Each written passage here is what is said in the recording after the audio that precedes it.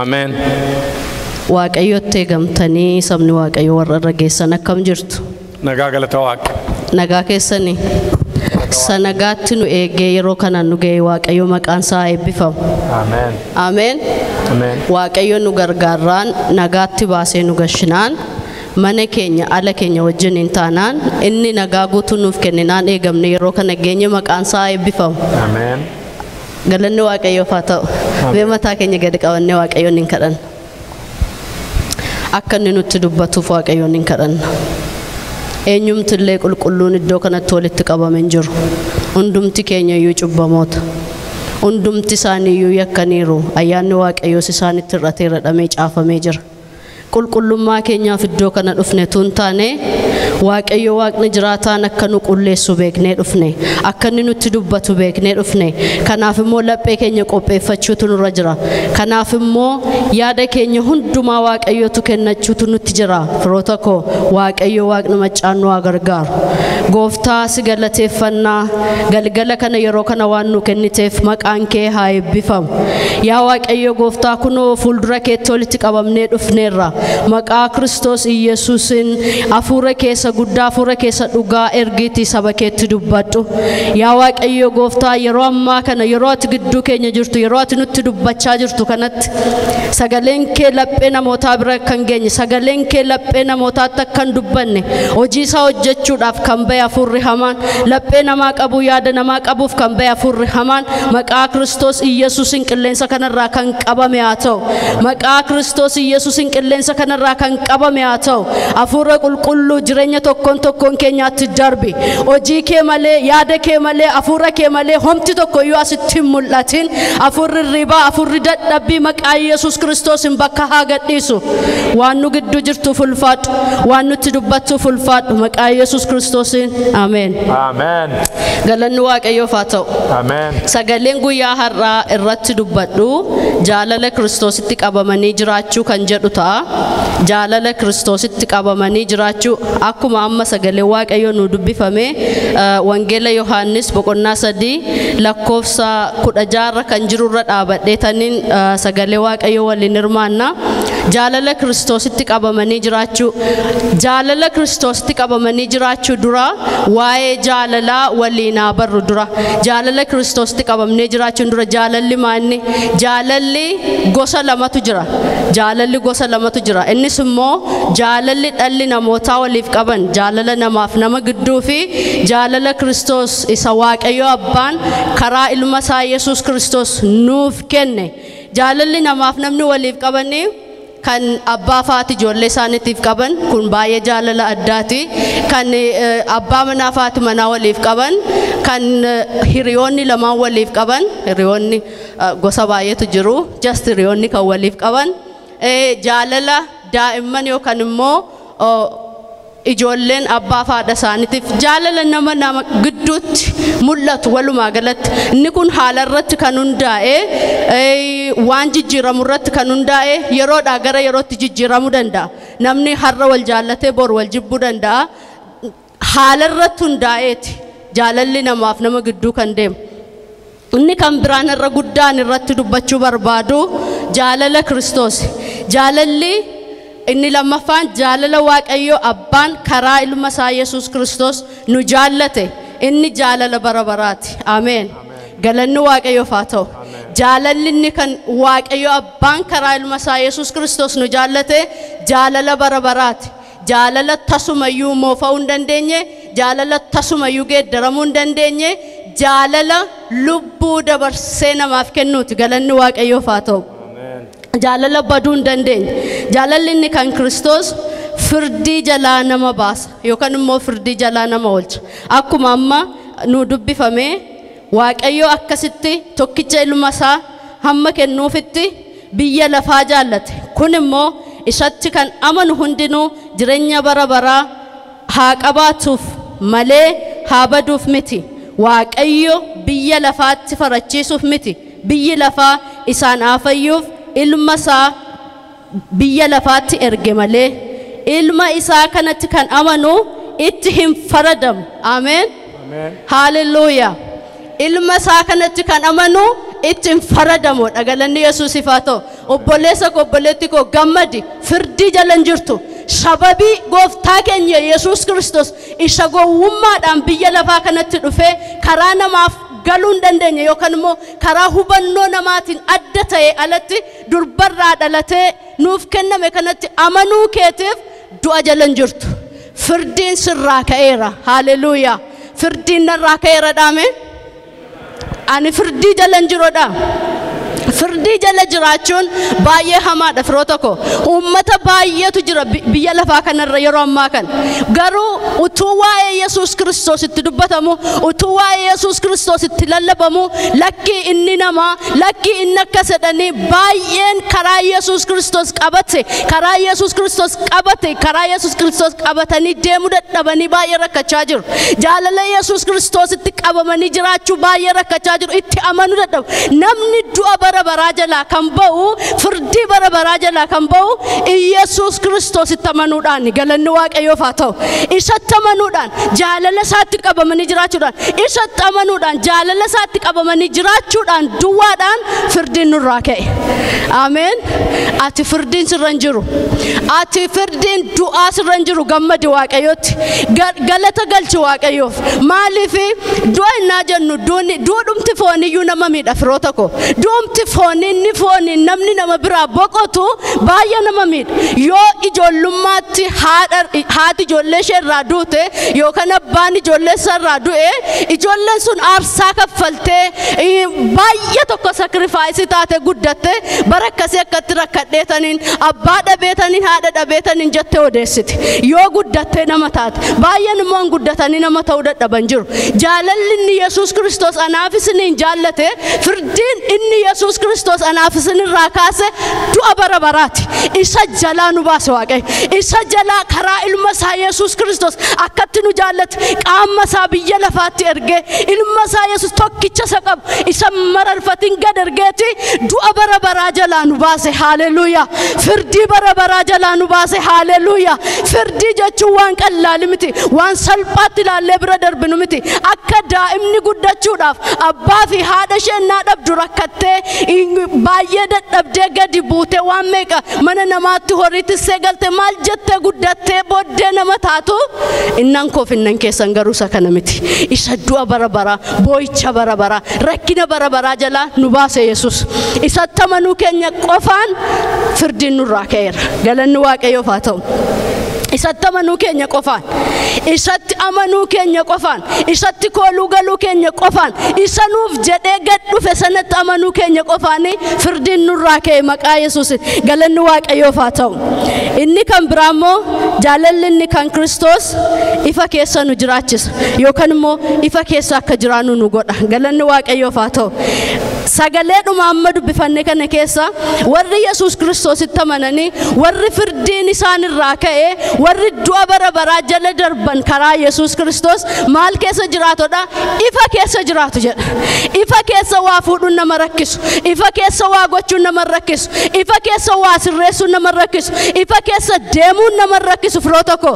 Yesuus Kiristoos gaafa nuuf jedhee dhufe akka nuti dukkana keessa jiraannu tun taane akka nuun ifa bara baraatti baanu nu godhe galanni Waaqayyoof haa ta'u isa keessa jiraachuu keenyaan ifa keessa jiraan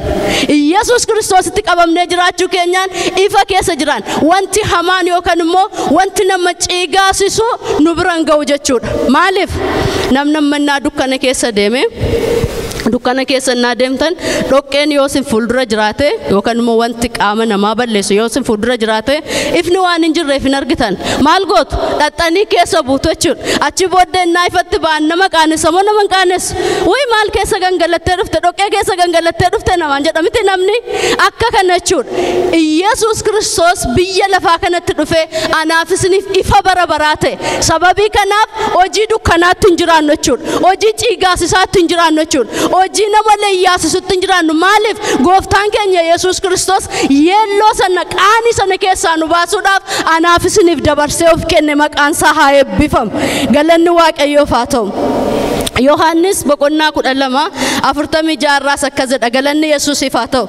eenyu illee kanatti amanu dukkana keessatti akka hin afnetti ani ifa ta'ee gara biyya lafaa kanaa dhufeera. Hallelujah. Hallelujah. Eenyullee anatti kan amanu, eenyullee anatti kan jiraatu, eenyullee eenyu akkan ta'e kan beeku galanni Waaqayyo Waaqa jiraataadhaaf haa ta'u. Ani ifa waan hin ta'eefi dukkana keessatti sanniisoodha. Galanni Yesuusiif haa ta'u. Anatti kan amanu ifa keessa jiraata. Anatti kan amanu jireenya gammachuu keessa jiraata. Anatti kan amanu dukkanni isaa waliin argu. Galanni Yesuusiif haa ta'u. Dukkanni waan baay'eedha firoota koo. Dukkanni suma ibsaan ija keenya qabu duwwaa miti. Jireenyi dukkanaa baay'ee jira. Jireenyi leeyyoo baay'ee jira. Dubartii ejjituu sana dukkanatti isheen naxxee cubboo hojjette. Naxxee dukkanatti naa cubboo hojjettu namni ishee arge. Namni ishee waan arge maal godhe? Gara ifaatti gara seeraatti ishee fidan. Innaa gara seeraatti ishee fidanii Yesuus Kiristoos immoo memmeesin keessaa kan cubbuu hin qabne dubartii kanatti afaradoodha. Maal jechuu isaati? Isin keessaa kan cubbuu hin qabne jechuun hundumti keessaniyyuu dhoossaatti dukkanatti waa gootanii jirtu. Ani immoo isa arguu nan danda'a. Hallelujah. Isan arguu danda'a. Isa sin jalaa baasuu hin danda'a. Ani amma yoon tokko lamaan isinitti muudhaa baadhe illiinaan keessan yookaan immoo sammuun keessan sin beeka waan ta'eef ani qulqulluudha jettee ofitti kan amantu yoo jiraatte dubartii kanatti quba kee buusedha. Inni kana malee waan dubbanne sammuu isaanii keessa wanti jiru waan isaan cannaqeef wanti jiru waan isaan dhiphiseef lakkii aniyyuu tun qoratame waan irraan dhibu dukkana keessatti nan hojjedhe ifatti bahuu isaa nafa waan ta'eef dhagaa lafa kaa'ee deeme namni hundumtu. Hallelujah. Yesuus Kiristoos akka nuti jireenya leeyyoon jiran akka nuti jireenya dukkanaan jiran akka nuti jireenya cubbuutti laaqaman jiraanneef anaaf isin sana keessaa baasuudhaaf dukkanicha hamaa sana keessaa baasuudhaaf gara keenya dhufe galanni isaaf haa ta'u. Kanaaf isatti qabamnee jiraachuun nutti jira. Kanaaf jaalala isaatti qabamnee jiraachuun nutti jira. Yeroo jaalala isaatti qabamnee jiraannu ifa keessa jiraanna waan ta'eef jireenya inni jiraate jiraanna waan ta'eef jireenya inni keessa darbina waan ta'eef Waaqayyo Waaqni maccaan nu haa gargaaru. Jaalala Kiristoositti qabamanii jiraachuun waan hunda obsaan danda'uudha. Hallelujah. Waan hunda obsaan danda'uudha. Rakkina, gidiraa, dhukkuba, tuffatamuu, jibbamuu, gidiraa, gadi qabamuu, jireenya nama irratti raawwatu hundumaa Kiristoos keessatti of ilaallee obsaan mo'uudha jedha. Hallelujah. Rakkina jiru hundumaa Roomee 8:35 dubbifannume. Galanni Yesuusiif haa ta'u.